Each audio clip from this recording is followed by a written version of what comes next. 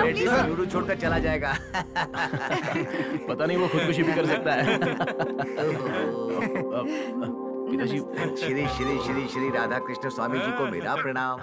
सब लोग भक्ति से हाथ जोड़ो। मुक्ति दिलाने के बहाने आपने बहुत सारी इच्छा पाल रखी थी, अभी हाथ बांध करके चुपचाप खड़े हो। आपके लिए कृष्ण भगवान के मंदिर में सब व्यवस्था करवा दूंगा, मैं वादा करता हूँ। बस इसके अलावा इसकी जरूरत इन्हें नहीं पड़ेगी। हाँ बेटी। गुरुजी, आप बिल्कुल चिंता मत कीजिए। हाँ, आप हमेशा कहते थे ना कि खाने में कबाब के साथ हमेशा चटनी होनी चाहिए, इसलिए मैं आपके लिए कुछ तीखा बनाकर जेल में भेजती रहूंगी। और अगर कभी मनमदा सपने में आए तो कहना कि मैंने उनकी खैरियत पूछी। अपनी ड्यूटी करो, ले चलो मुझे। शिव शिव शिव, अरे तुम पीछे हटो, छूने से बुरा वक्त शुरू हो जाएगा। आप रेड्डी से केस जीत गए और मंदिर केस में भी आप निरपराध साबित हुए। राय जी, आप मंदिर समस्या से बाहर निकल गए हैं, लेकिन जो भक्त हैं उनका क्या? भगवान का मंदिर अपवित्र हो गया है ना, मैं उसकी शुद्धिकरण करूंगा। तो इस बारे में आप कुछ बताएंगे सर? वो बोलने वाली चीज नहीं है, देखने वाली चीज है। चैनल में हम जो न्यूज देंगे उसमें आपको सारी डिटेल्स मिल जाएंगी। कृपा करके आप सब कल वहाँ जाकर हम सब ने क्या किया ये देखकर अपने चैनल में ब्रॉडकास्ट कर दीजिए, ऐसा मैं चाहता हूँ। ये क्या, आप 30 साल से अपनी जान से ज्यादा उस मंदिर की देखभाल करते आ रहे हैं। अभी कोर्ट ने फैसला सुना है कि वो उद्भव गणपति स्वयं गणपति नहीं है, ये पत्थर से बनाई गई एक मूर्ति है। उसके बाद भी आप लोग इस तरह से खामोश बैठे हैं। आप लोगों के दिल में क्या राज है, मुझे कुछ समझ में नहीं आ रहा है। अरे इतनी बड़ी बात कह दी तूने। तू मेरा बेटा है। पिताजी एक मिनट। तू मेरा बेटा है, तू मेरा बेटा है। लेकिन पिताजी सुनिए, क्या हुआ आपको? पिताजी आप। अरे गणपति पप्पा, ये शैतान बेटा मेरा नहीं है।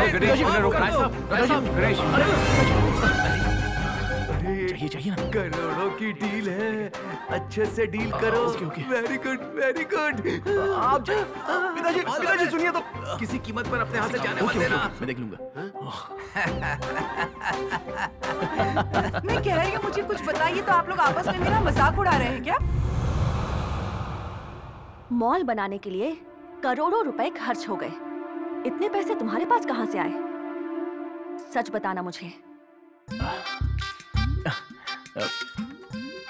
नहीं, समाज सेवा करने वालों के पास इतना सारा पैसा कहाँ से आता है, इस सवाल का जवाब मैं कहाँ से दूंगा? हाँ, ये जो ईंट, पत्थर, सीमेंट, छलनी, तार, सलिया, ये सब देने के लिए जनता आपस में लड़ती है, लाकर जबरदस्ती देती है। हमें तो बस मांगना है, तो बस मैंने मांगा और उन लोगों ने दे दिया, सिंपल।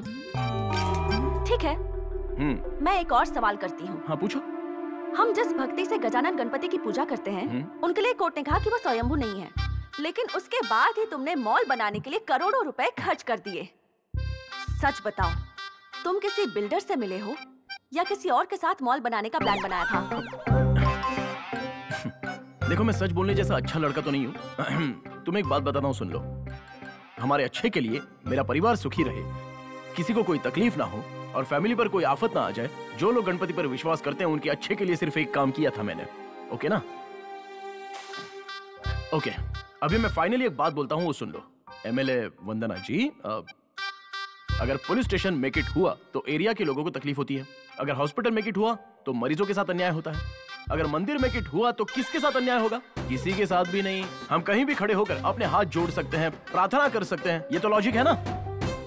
मतलब तुम जनता की आस्था के साथ खिलवाड़ कर रहे हो? अरे हम जैसे लोगों के बारे में जो कुछ भी बोलना है ना, तो बहुत ही सोच समझ कर बोलना पड़ता है, क्योंकि अगर भगवान के भरोसे पे जाएंगे तो लेफ्ट में जाना ठीक कहेंगे और उनके खिलाफ जाएंगे तो राइट में चले जाएंगे। लेकिन मैं सेंटर में रहता हूँ, जो लेफ्ट में खड़े हैं, राइट में खड़े हैं, उनको अपने साथ में लेकर अपने मुकाम तक पहुँच ही जाता हूँ। तो इसमें गलत क्या है? मेरी नजर में ये सब गलत ही है। तुम धोखेबाज खानदान से हो। सॉरी।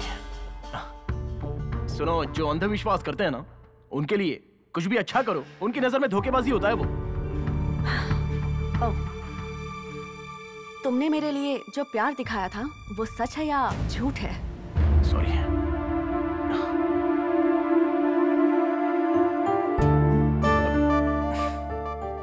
जो सोचा होता है वो दिमाग से संबंध रखता है, और जो प्यार होता है वो तो दिल से होता है। जरा सोच कर देखो, मैं जो कह रहा था, जो बोल रहा था, वो अगर सच लगे तो मेरे दिल का मॉल हमेशा के लिए ओपन है, कभी भी एंटर कर सकती हो। नहीं तो आने वाले इलेक्शन में मिलेंगे। चलता हूँ।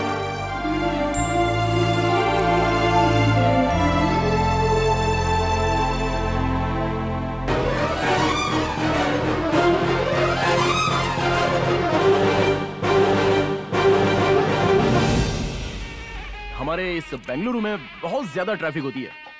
हर भक्त ऑटो या बस पकड़कर आने के बाद भी बेचारे 5 या 6 किलोमीटर पैदल चलकर जाते हैं और फिर मीलों दूर उनको लाइन लगानी पड़ती है कि नहीं? ये सब देखकर मुझे सच में बहुत दुख होता है। मैं इन लोगों की मदद नहीं कर पा रहा हूँ। ये सोचते सोचते एक दिन मैं ऐसे ही सो गया था और सोने के बाद जो सपने में आया था वो सब सच होता दिखाई दिया। और आज देखो, जरा उधर देखो, वहाँ पर भी जाकर देखो। हमारे उद्भवा गणपति की कृपा से जरा देखिए तो सही आप लोग, कितना बड़ा टेम्पल मॉल खड़ा हो चुका है। अब इसके अंदर आप कभी भी जा सकते हो, कभी भी दर्शन ले सकते हो। ये मॉल सबके लिए खुला है।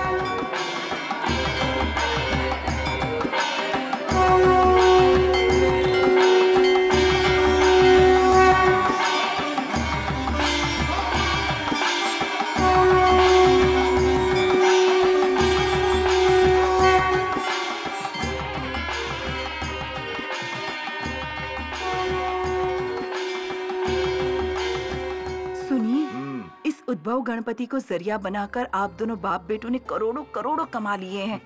अब इतने सारे भगवान को जरिया बनाकर आप दोनों क्या करने वाले, ये तो भगवान ही जाने। अरे यार, तुम एक भगवान के दर्शन के लिए क्यों हर जगह भटकते हो? रॉय के बेटे गणेश ने हर भगवान को एक ही जगह जमा करके रखा है। सच बोलूं तो टेम्पल मॉल बना के रख दिया है। एक ही जगह में स्वर्ग, बैकुंठ, कैलाश सब एक ही जगह में दर्शन हो जाते हैं। तुम अपना काम निपटा के जल्दी से आ जाओ। Well done Ganesh, thank you so much for everything. Thank you sir. देखिए, इतना बड़ा और अच्छा काम जो भी करे हमें उसे सपोर्ट ही करना चाहिए। वैसे गणेश ने टेम्पल मॉल बनाकर बहुत नेक काम किया है। इससे बहुत से लोगों का भला होने वाला है। I really appreciate this work. Hats off to him. नमस्ते मैडम। आपने तो कमाल कर दिखाया। लेकिन आप हमारे उत्तर कर्नाटक को भूल गए। अरे अरे, ऐसी कोई बात नहीं है। हमारे इष्ट देव नहीं दिख रहे हैं। कैसी बात कर रही हैं? वहाँ देखिए ना, कोने में वहाँ भगवान जी अरे ये विराजमान तो हैं। बहुत ही बढ़िया है। राय जी, आपने सबका ख्याल रखा। नमस्ते। क्या सोच रहे थे मैं नहीं आऊंगी?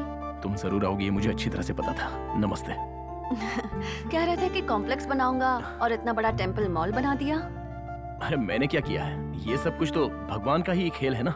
मेरी होने वाली बीवी जब आएगी तो मुझसे पूछेगी कि जिंदगी में क्या किया, तो बताने के लिए कुछ होना चाहिए। अब चलें?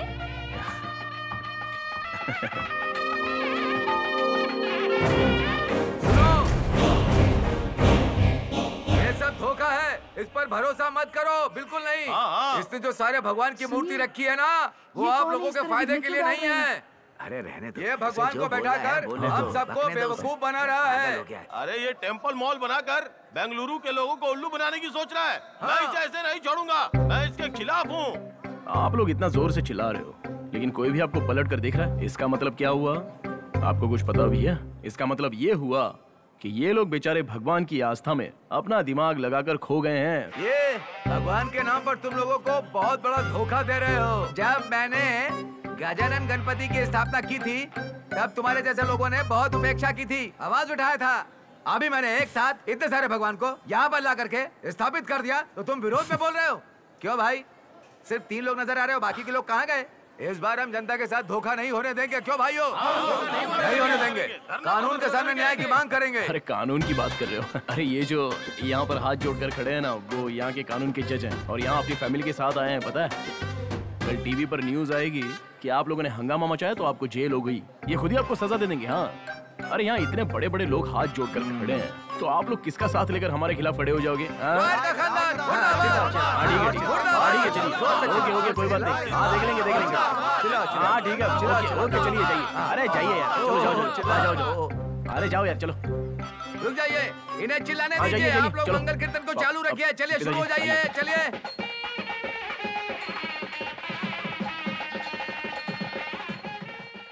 भक्तजनों, आप लोग मत जाओ और रुक जाओ। मैं आपका गजानन गणपति बोल रहा हूँ। आपको पता नहीं, मेरे पिता